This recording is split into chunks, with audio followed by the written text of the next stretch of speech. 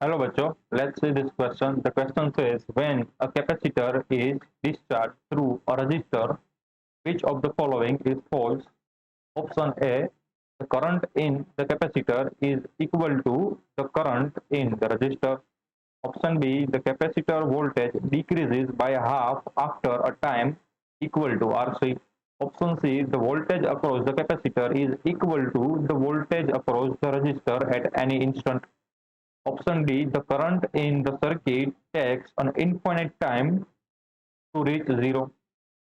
तो हमें एक कैपेसिटर एंड एक रजिस्टर पैरेलली कनेक्टेड है ऐसा बताया है। तो हम यहाँ पर उसकी फिगर ड्रॉ करते हैं। पहले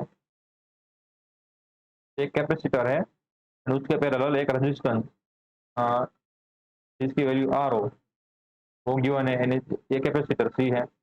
अब ये इनिशियली कुछ चार्ज है। तो हमें क्या बताना है कि ऐसी सिचुएशन में जब ये कैपेसिटर डिस्चार्ज होगा तो इन चारों ऑप्शन में से कौन सा ऑप्शन गलत होगा, राइट, फॉल्स होगा, वो हमें फाइंड करना है। तो हम इस प्रॉब्लम में जो की कंसेप्ट यूज करने वाले हैं, की कंसेप्ट वो होगा वोल्टेज एंड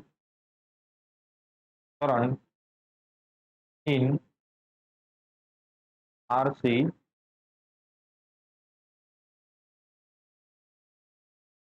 सर्किट। ये आर एन सी सर्किट का एक पार्ट है। ये क्या है कि इसमें यहाँ पर कोई सोर्स नहीं है, सिर्फ आरसी ही है, right. R N C parallelly connected है। तो हम ऐसे भी बोल सकते हैं voltage current in RC circuit and discharging circuit. यहाँ पर मैं और सिंप्लीफाई कर दूँ तो आपके लिए तो एक आरसी डिस्चार्जिंग सर्किट भी बोल सकते हैं, डिस्चार्जिंग सर्किट। क्यों? क्योंकि यहाँ पर से कैपेसिटर में से चार्ज डिस्चार्ज हो रहा है, right?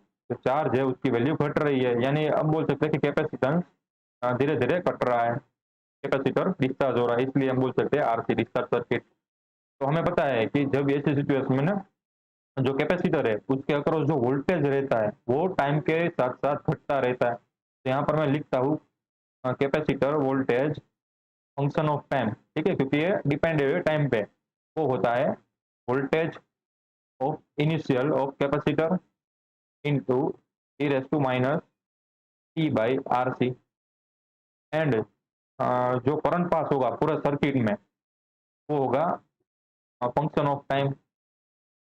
क्योंकि जैसे वोल्टेज डिक्रीज हो रहा है वैसे हमें पता है कि V is equal to I R, तो उससे करंट भी डिक्रीज हो रहा होगा। तो करंट भी हम ऐसे लिख सकते हैं V naught by R e raise to minus t by R C. तो ये हमें बेसिक फॉर्मूले पता होने चाहिए कैपेसिटेंस के चार्जिंग एंड डिस्चार्जिंग के। तो यहाँ पर इस केस में डिस्चार्जिंग के फॉर्मूले लिखे हैं क्योंकि यहाँ पर डिस्चार्ज हो रहा है। तो देखते हैं पहला केस क्या कह रहा है। तो पहला ऑप्शन में क्या है, the current in the capacitor is equal to the current in the resistor. तो ये बोल रहा है कि वो करंट कैपेसिटर में से पास हो रहा है, यानी कि निकल रहा है। मान लो कैपेसिटर में से मान लो यहाँ से करंट निकल रहा है, वही करंट रजिस्टर में क्या जा रहा है कि नहीं, ऑप्शन ये बोल रहा है। तो ये क्लियरली विजिबल है कि देखो कैपेसिटर में से जितना चार्ज निकल रहा होगा यानी कि चार्ज इसमें से डिस्चार्ज हो रहा होगा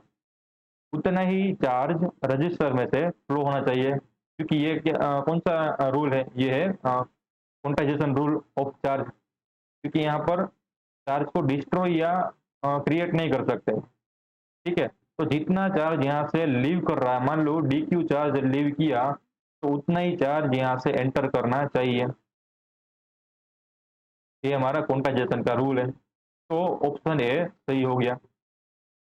नाउ क्या है option B, the capacitor voltage decrease by half after time equal to R C. तो देखते हैं कि कैपेसिटर में कितने टाइम के बाद वोल्टेज हाफ हो जाता है। तो ये वाला फॉर्मूला हम यूज करने वाले हैं, ये वाला। तो नेक्स्ट स्लाइड में देखते हैं, हमारे पास जो फॉर्मूला था वो इस टाइप का था वोल्टेज का कैपेसिटर अक्रॉस। तो हमें जानना ही कि टी टाइम के बाद कैपेसिटर में कितने वोल्टेज बचे होंगे। तो ये इस वाले फॉर्मूले को हम यूज करते हैं। तो हमें जानना है कि कितना टाइम लगेगा, हमें ट्री की वैल्यू फाइंड करनी है। कितना टाइम लगेगा कि कैपेसिटर में जो वोल्टेज बचा होगा वो होगा वी नोट बाई टू, क्योंकि वी नोट क्या है, इनिशियल है, तो हमें क्या बताना है, इनिशियल का हाफ। तो हम पुट करने वाले सभी वैल्यू को इक्वेशन में। तो V so left hand side क्या होगा, V naught by two. Right hand side क्या होगा, V naught into e raise to minus t over R C. V naught से वी नोट कैंसिल हो गया, यहाँ पर क्या बचा, one by two is equal to e raise to minus t by R C.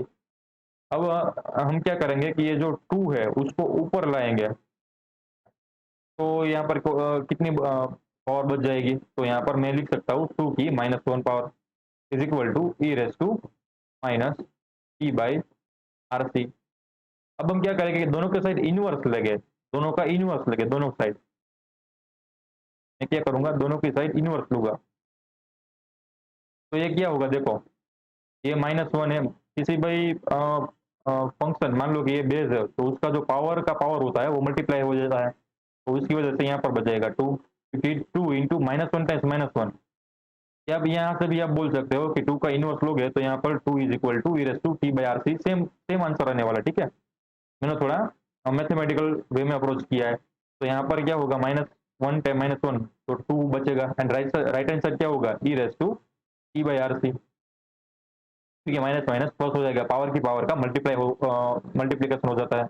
अब क्या करेंगे कि दोनों साइड एल एन ले लेंगे नेचुरल लॉग से, यानी मल्टीप्लाई कर लेंगे। तो फर्दर हमारे पास यहाँ पर बचेगा l n two is equal to l n times e raise to t by R C.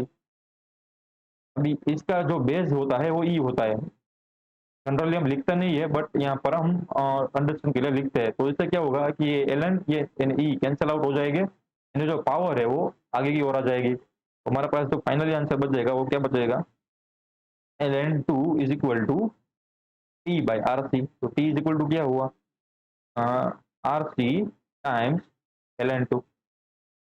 तो जब भी कैपेसिटर का वोल्टेज आधा हो गया होगा तो इतना टाइम बीत चुका होगा। तो हम ऑप्शन में जाते हैं, यहाँ पर क्या है, सिर्फ आर सी है, सिर्फ आर सी नहीं है, हमारे पास क्या आंसर है, एल एन मल्टीप्लाई भी है, तो ऑप्शन भी देखो गलत हो गया। ऑप्शन सी क्या कह रहा है, जो चेक करते हैं, क्योंकि हमारा आंसर तो यहाँ पर ही आ गया, देखो ऑप्शन बी हमारा करेक्ट आंसर आ गया है, बट हम और भी चेक करते हैं। तो voltage across the capacitor is equal to the voltage across the resistor at any instant. तो वो भी सेम ही होगा, सही होगा, क्यों, क्योंकि जो वोल्टेज कैपेसिटर का होगा वही वोल्टेज रेजिस्टेंस का भी होना चाहिए यहाँ पर। क्यों, क्योंकि हमें पता है कि वी इज इक्वल टू क्या होता है, आई आर होता है। हमें जानना है कि जो रजिस्टर है उसमें से कितना करंट फ्लो हो रहा है।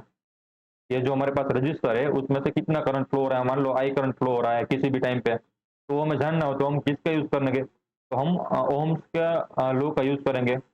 बट यहाँ पर हमें आई की वैल्यू गिवन है, तो आई की वैल्यू क्या होती है, आई की वैल्यू होती है ये वाली।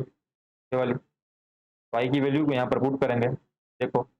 तो ये क्या आएगा, V naught by R e raise to minus t by R C, and R की वैल्यू यहाँ पर पुट करेंगे, तो आर से आर कैंसिल हो गया। तो देखो क्या बचा, तो सेम आ गया ना। ये था रजिस्टेंस के अक्रॉस वोल्टेज। यार मैं यहाँ पर आर लिख देता हूँ इसके लिए आपको पता चले रजिस्टर में कितना वोल्टेज ड्रॉप हो रहा है, ये इसका इक्वेशन था। एंड फाइनली ये कहाँ पर पहुंच गए हम, देखो ये कैपेसिटेंस के अक्रॉस का वोल्टेज है, तो दोनों का वोल्टेज सेम रहा किसी भी टाइम पे, तो ऑप्शन सी भी सही हो गया। ऑप्शन डी क्या कह रहा था, current in the circuit takes an infinite time to reach zero, तो ये भी सही है। देखो कैसे, हमारे पास करंट का इक्वेशन क्या था किसी भी टाइम पे, I is equal to I naught भी लिख सकते हैं, या फिर वी नोट बाई आर भी लिख सकते हैं, दोनों भी लिख सकते हैं, कोई बात नहीं। T raise to minus t by R C. अब मुझे क्या करना है कि इसको जीरो करना है, तो यहाँ पर मैं राइट हैंड साइड क्या करूंगा, जीरो कर दूंगा, तो लेफ्ट हैंड साइड जीरो कर दूंगा, तो राइट हैंड साइड क्या बचेगी, V naught by R into e raise to minus t by R C. अब मुझे यहाँ पर टाइम निकालना है कि ये किस वक्त पर जीरो होगा इस पूरे सर्किट में, करंट कब जीरो होगा, वो हमें टाइम निकलना है। तो ये V naught and zero, sorry V naught by R, वो जीरो नहीं हो सकते, इसलिए वो राइट हैंड साइड मल्टीप्लाई हो जाएगा जीरो से। तो हमारे पास फाइनली मिलेगा, क्या मिलेगा, zero is equal to e raise to minus t by R C. अब हम क्या करेंगे कि दोनों साइड लोग ले लेंगे, लोग ले लेंगे तो एल एन जीरो बन जाएगा। वापस पुराने मीन्स नेक्स्ट प्रीवियस जो हमने पढ़ा था ये वाला इक्वेशन, सेम इक्वेशन हमारे पास आ जाएगा, बट यहाँ पर एल एन जीरो आ जाएगा, एंड यहाँ पर बचेगा, वो बचेगा minus t by R C. अब देखो एल एन जीरो की वैल्यू होती है माइनस इन्फाइनाइट, राइट। तो हमारे पास फाइनली जो आंसर मिला वो मिला टी इज इक्वल टू, क्योंकि ये माइनस माइनस प्लस हो जाएगा, तो टी एंड आर सी यहाँ पर मल्टीप्लाई होगा तो वो भी इन्फाइनाइट बना देगा, तो टी इज इक्वल टू क्या मिला, इवेंचुअली इन्फाइनाइट मिला ना। तो ये थियोरेटिकली इन्फाइनाइट हमें आंसर मिलता है, प्रैक्टिकली ऐसा पॉसिबल नहीं है, but theoretical t is equal to infinite मिलता है कि जब भी करंट हमें जीरो करना होगा तो हमें इन्फाइनाइट सेकंड में वेट करना पड़ेगा। तो ऑप्शन डी भी करेक्ट हो गया होगा। So the final answer of the question is option B. The capacitor voltage decreases by half after time equal to RC. I hope you understood it well. Best of luck.